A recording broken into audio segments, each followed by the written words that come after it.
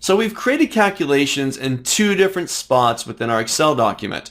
We've created calculations inside of the pivot table. We did an average of the freight, and we did the exact same thing inside of our data model through the PowerPivot tool. Now, one of the benefits of creating calculations such as the average freight or the count of ship via inside of the data model is we can now create KPIs or key performance indicators based on those calculations. So for example, I want to be able to take this average freight here, which is $72 and roughly 24 cents, and get the average, not for the entire set of orders, but perhaps for various countries. What was the average for USA versus Canada versus Brazil versus France and so on, right? But now I want to set up some thresholds. And I want to say if we've got more than $60 that are going out to any one country as an average freight, then we're doing something wrong. That should get a low mark. Okay? If we're below $15 or below going out average to any country, then we're doing really well. Okay? We want the lower freight. This will reward our customers, right? So we're going to set up a KPI that holds some thresholds, a high value, a low value, and get back some indicators, some little graphical indicators letting us know how well that average freight for that country is performing within our thresholds. So take a look. This is how you create KPIs, key performance indicators, within your Excel data models through the PowerPivot tool. So first step, you've got to have the calculation. So I've already created the average freight, $72 and roughly 24 cents. I'm going to right click on that new calculation.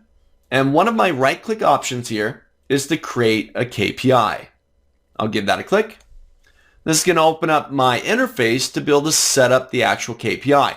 This is essentially where you're going to set up those thresholds, right? What's your maximum value? What's your minimum value? What's your goal essentially? Where are you trying to get to? Okay, and your bottom value, right, where you don't really want to be. So you've got two ways to be able to define the target. This is where we want to be. I can do it based on a calculated field, meaning another calculated field back here inside of my data model, or I could do it based off of an absolute value. Now, the only other calculated field that I have here is the distinct count of ship via methods. So I'm not going to use that. So I'm going to say an absolute value, defaulted me to 100. I can see that my range, kind of my threshold down below, ranges from 0 to 40. If the average freight is somewhere between 0 and 40, I'm in the red. If it's above 40 but below 80, then we're in the yellow. If it's above 80, then I'm in the green. Now for me, I'm thinking of my customers, right? Customers come first. I shouldn't be charging them more for shipping their products, right? Customers are going to be happier if I charge them less. So really, I want this to go the other way around. So down below, I can swap the way that I portray my scale within these thresholds. Currently, I'm going from red, yellow to green. I'm going to go from green, yellow to red. I want to swap that threshold. So now I've got, hey, if it's below 40, then I'm in the green. If it's between 40 and 80, I'm in the yellow. If it's above 80, I'm in the red here. Now I'm going to adjust these values. I'm going to say, you know what, if we're average, this is average for a country.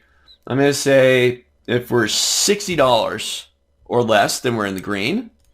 And we'll say if we're, we'll say, I can adjust this either by typing the values in there or dragging these little icons. We'll say if we're $90, let's find 90 there. And you know what? 60. Yeah, I think 60 sounds good. We'll leave it as such. All right, so if I'm $0 to $60, bing, bing, bing, bing, bing, we're doing good. Our customers are happy. We're not charging them as much for shipping.